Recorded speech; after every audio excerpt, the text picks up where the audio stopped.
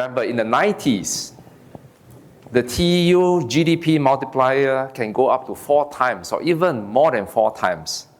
And that was really boomtown Charlie for port operations.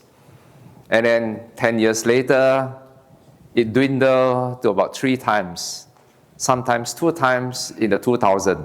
But even during the financial crisis of the late 2000s, it is still about 2 times.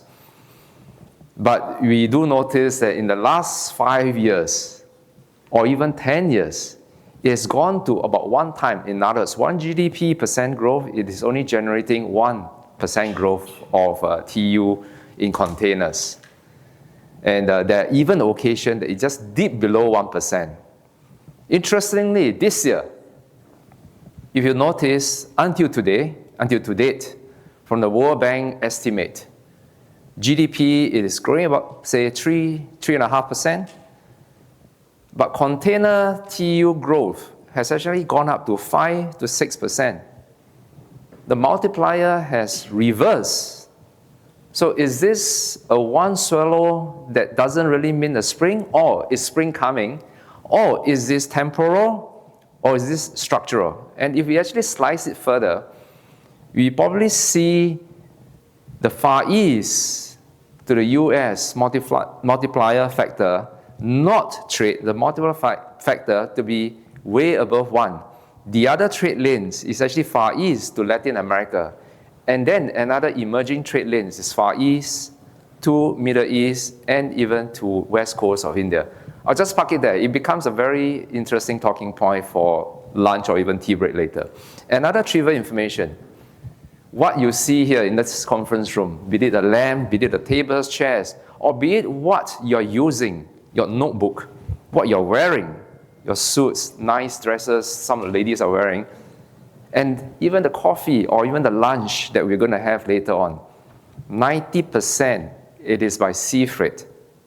Other than the nice watch that you're wearing, the nice diamond rings that you're wearing, the earrings that you're wearing, possibly is by air freight.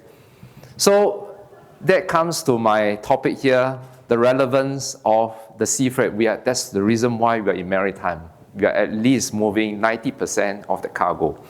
So with that, a very good morning, ladies and gentlemen. I'm Kim Pong from PSA International. I'm going to share with you the ABCs of the purposeful transformation that ports is actually going through, and I will draw some examples of what's happening back in Singapore here. Some of you may have already heard the last wave of changes, the ABC or last wave of changes. The arrival of mega vessels, again, in the 90s, a 8,000 TEU vessel, it is already the workhorse. And then you heard about the 14,000, the 18,000, now the 24,000 TEU vessels are the workhorses. But lately also we are starting to hear some 18,000 TEUs coming back into play again. So that was the very first A of wave of change. The second one, birth of mega alliances. I always like to tell this story, and you probably may also have heard about it. The 5 weddings and the funeral. In the last 10 years, there were 5 mega weddings, and there was unfortunately 1 funeral. Maersk took over Hamburg Süd. Harper Lloyd took over UASC. CMA took over a flagship in Singapore, APL. The fourth one, interestingly, is an interesting marriage of 2 Chinese lines, COSCO and China Shipping. And the Chinese, I'm a Chinese, the Chinese always likes to have another side show. So OOCL came along. It's a nice concubine. And then the fifth one, interestingly, 3 Japanese lines, which normally, you know that the Japanese conglomerate never really gathered together, but out of the need, K-Line, NYK, Mitsui OSK combined to be a 1 shipping line, and it's called ONE. Unfortunately, we have a funeral, and that's Hanjin Shipping. During those heydays, Hanjin Shipping was actually ranked number 6 in terms of container tonnage. But here it goes. We have mergers and acquisition, and alliances were formed. And today we have the 3 alliances, 2M, Ocean, and the Alliance. And fast forward, come February, we will have 3 alliances plus 1 standalone. And I won't go into that. But will that be a steady state? Only time will tell. And then the last thing, cargo. Again, in the 90s, we just handle containers, lift on, lift off, typically that way. But with the change of consumerism, we notice that producers are not producing one size of a shirt in massive production and then send it to the market, and then they started to sell. The demand aggregation of goods is actually changing. So we actually do see, in a typical container, compared to 20 years ago, the mix and match of SKU to be very different. So that's what's been happening. But are these going to be the waves of transformation that lead the operator to act accordingly or to move forward beyond what we are doing? So let's see the next 3 ways of change. Again, A, B, C. The first 3 ways, I generalize them as verticals of change. Verticals of vessel type, verticals of alliancing, verticals of cargo. The next wave of change, interestingly, is about horizontal. Any businesses will never miss out the ascension of AI and technology. In fact, as this track is going on, I know there's another track going on at another room talking about technology, and I won't be surprised it's probably double the size of the audience here, because the importance of AI. In fact, I would say 3 building blocks relating to this: AI, data, and compute. Watch this space. World Economic Forum has actually done a lot of that discussion this year, early this year. Next year, it is still very much the same about AI and the importance of AI. The next wave of change, the block effects of geostrategic shift. In fact, I was joking with Sean saying that I won't talk about geopolitical shift, but geostrategic shift. Yes, everybody is saying that US-China trade has actually dropped, but watch the space in between. The +1, it is not growing at 1%, not 2%, it is in the teens of percent. And then the +1 to US is also in the teens. So a lot is happening in between. And it is not just about Southeast Asia, it is also about the emergence of BRICS. You know, BRICS started with 5 countries.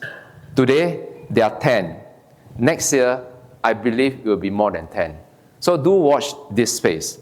The last one, climate change. And the concoction of climate change impact has actually given us food for thought.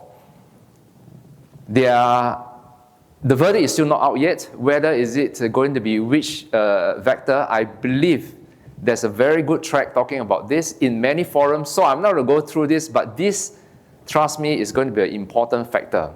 But interestingly, 1 or 2 years ago, LNG is meant to be a short transition fuel, but fast forward to today, it is not a short transition fuel said by some. Some even say that it's going to be a degree of base fuel. So with these changes, I would like to bring you back to Singapore again. And this is what PSA looks like back in 1972. The birth of PSA, it is actually one birth, 2 key cranes. And PSA, it is very intricately linked to the country Singapore. Next year, the country Singapore is going to celebrate our 60th birthday. And PSA will be celebrating our 53rd birthday. But the evolution of PSA is very much like what's been happening. So this is what you look like. And back in 1997, PSA went into corporatization. Still, we are one trick pony. One port, one location, doing mainly transshipment. I still remember that was also the year that I joined the company. We were handling everything in one location, 11 to 12 million TEUs. And the question was asked, what next shall we do? One of my questions asked by the interviewer, and unfortunately I answered it that way. Not sure whether it's good or wrong, but I got the job. So I was saying this. Imagine if there are 20 ports in the west and there are 20 ports in the east. If these 20 ports needs to connect with these 20 ports, is 20 times 20 services. But if these 20 ports can go into one location, and from the location go to the other 20 ports, is 20 plus 20, 40 services. So PSA should do that. So that's the easy part. So I got the job, and then they say, please show it to us how you do it. There's no quick solution, but the concept was there. But a very important thing in the many years after that I learned, it is not about the berth side. It's not about interacting with the vessel. It's not about interacting with the berth, but it is all about the algorithm within that box, the yard. Because unlike in the shipping, unlike in the aviation, passengers will know how to look at the gate. With the boarding pass, you walk to the gate. Boxers do not do that. Boxers needs to mix and match. Just imagine, picture this. Many of you are like my vintage. We used to play the game called Tetris. The boxes keep dropping down, different shapes, different colors. And then just imagine today's scenario or PSA, at any one time we have 450,000 boxes in the yard. And at any one time, 110,000 boxes keep dropping down of different colors. And in the airline, if you hold on to a particular airline's boarding pass, you can't go to anywhere other than that aircraft. But in the shipping, those of you who are in the shipping business, if you hold on to a particular slot of a line, you can go to any other vessels. That's why vessels look very colorful. So the art of algorithm becomes a very interesting challenge, can also becomes a very interesting differentiator. So that's what PSA was about then, and then we grew. And fast forward to today, this is what PSA is all about. So in 1997, PSA was corporatized, and 2 years later, a team was sent to the west, another team was sent to the east. I happen to be the part that's sent to the west. And we have collected ports from the east and the west, and today we have 45 seaports at about 20 inland depots. So altogether, 60 overnodes. And in terms of manpower headcount, we have now over 50,000 staff. And along the way, we have also invested into the capability of digitalization.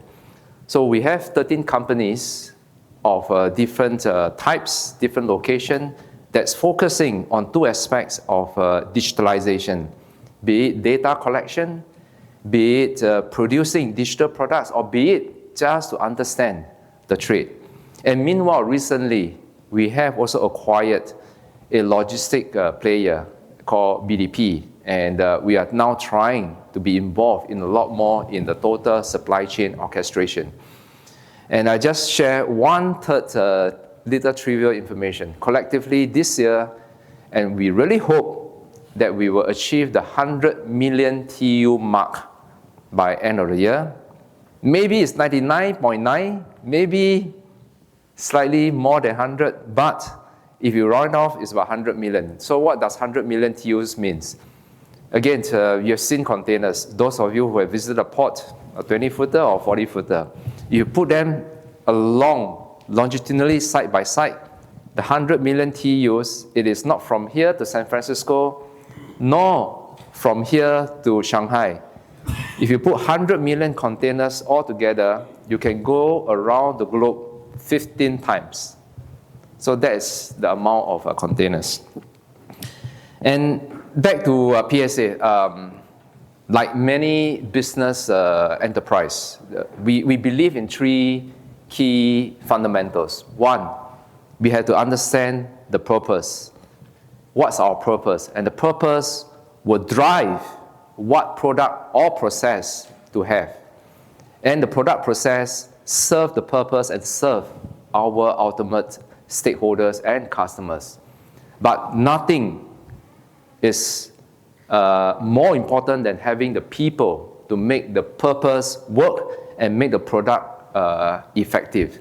So we always focus on what's the purpose, with the purpose, what products or processes we need, and make sure we have the right people to do that part of it.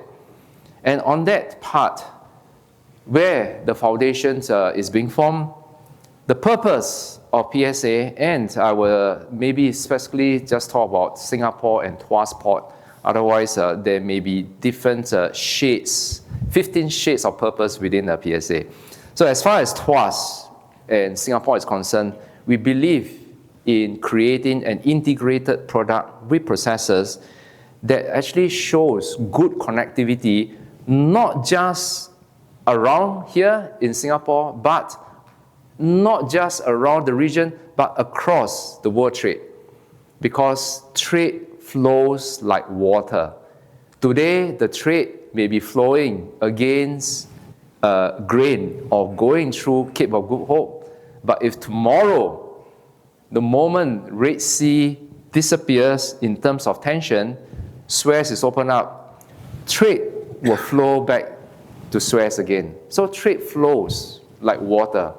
And if the choke points like Panama, like Suez, or even Straits of Malacca, these are the three famous choke points. If the choke points are all choked at the same time, trade, again like water, will flow over land, and it will go through the shortest path of land to go to the water again. And this is trade. And this is where we have to see what's the purpose, and we have designed products and processes to make sure it caters to that. And that leads to processes with good use of data. And I mentioned that horizontal that cuts across many industry and cuts across many trends. It is one thing, data, compute, and AI. We can't do AI without very good data, without very good processes, and without very good compute power. We know that AI is about unstructured processes, but if you do not have a process structured first, you will not have an unstructured process because you do not know how to check and balance that unstructured process. And finally, people. In the aspect of people, we also believe in three key items. We need to level them up because there are these two components of good talent that we always look at. One component is skill set, be it engineers, be it operations, be it finance, HR, skill set. And another one, it is something that I'm so happy that this industry has developed and is pretty tight niche, domain knowledge. More often than not, we see very familiar faces in conferences, and they still remain within the industry. A not nice way to say is that we do not know, like myself, we do not know where else to go other than this industry. A nice way to say is that we believe in this industry, and then we keep grooming on the domain knowledge. With the domain knowledge plus the skill set, it is very, very strong talent. And in terms of talent, there are always the three C's. The capability part, which is scope, the breadth, the competency part, which is the depth, and then the capacity part, which is diagonal. That means we are able to replicate and scale it elsewhere. So the three P's of purpose, process, and people. And I promise you that I will come back to Singapore here, and this is a map of what Singapore looks like. We started in the 70s. I show you that one berth, two cranes, and it's actually very close to Marina Bay Sands. If you go up to the infinity pool, you can actually see Tanjong Pagar, where that used to be. But today, if you look out into it, you can hardly see any container activities other than massive big car park of Ro-Ro cars over there. So that was our conventional terminal, pure conventional manpower, usage, everything. And then we evolved to a second generation of ports in Pas Panjang. And Pas Panjang, it is our current workhorse now. It is a mixture of some conventional and lots of semi-automated activities. Our yard is automated. The berth side is still not automated. The land transfer of from the berth to the yard, it is still not automated. But in one location, Pas Panjang, I'm confident and proud to say that it is actually one single location with the largest activity in the world, because we have a design capacity of 34, 35 million TEUs then, but we are already operating at 36 million TEUs of capacity this year. One single location anywhere in the world, you see it there. And meanwhile, Tuas is not another port. Tuas is not another terminal. The vision that we have for Tuas is an ecosystem. When we did Pas Panjang, it is another terminal. It is bigger than Tanjong Pagar, bigger than Keppel, bigger than Brani, collectively even. And it was about handling vessels in and out. But when we move to Tuas, we are adding in different components into it. When I mention ecosystem, it is about serving world trade, not just for Singapore, not just for vessels coming in and out, but looking at the flows around the world. We focus a lot about connectivity. We focus a lot about what's also inside those containers. And when Tuas is fully developed, we are looking at 65 million TEUs of capacity, and I'm glad to say that now, the very moment now, we have 10 berths operating, and then these 10 berths, each is at 1 million TEU capacity. In other words, we have a run rate of 10 million TEUs going forward. And then over the next 15 years or so, we'll develop the rest of Tuas, and Tuas will also have one additional component, which is to serve the shippers and the BCOs. In the first wave, I mentioned that cargo has changed. In the second wave, I mentioned that there is actually horizontal across geostrategic shift of things. Again, many people had the impression when we look out into the yard, 450,000 boxes, they are either empties, raw materials, or finished goods. But the truth is that if you have good data and you know where to pick the data, in fact, 60–70% of those containers are semi-finished goods. When they are semi-finished goods, when you look out into the Pas Panjang yard and when you look out in the Tuas yard, you're looking at world factories gathering together. And I'll just park it there. If you know how to tap the world factories of high-value goods, just a certain percentage, you create a new hinterland, and this is what I call nearshoring and friendshoring as well. With that, I'm going to share with you a video of that supply chain hub that we have envisioned, and we've gotten it to start construction since already a few months. We are very thankful to our Prime Minister to inaugurate the groundbreaking, and fast forward 2 years from now, Tuas Supply Chain Hub will be ready, and you'll be serving quite a fair bit of value add to the containers, including, and not exclusive, including RDC, CFS, and possibly even transloading.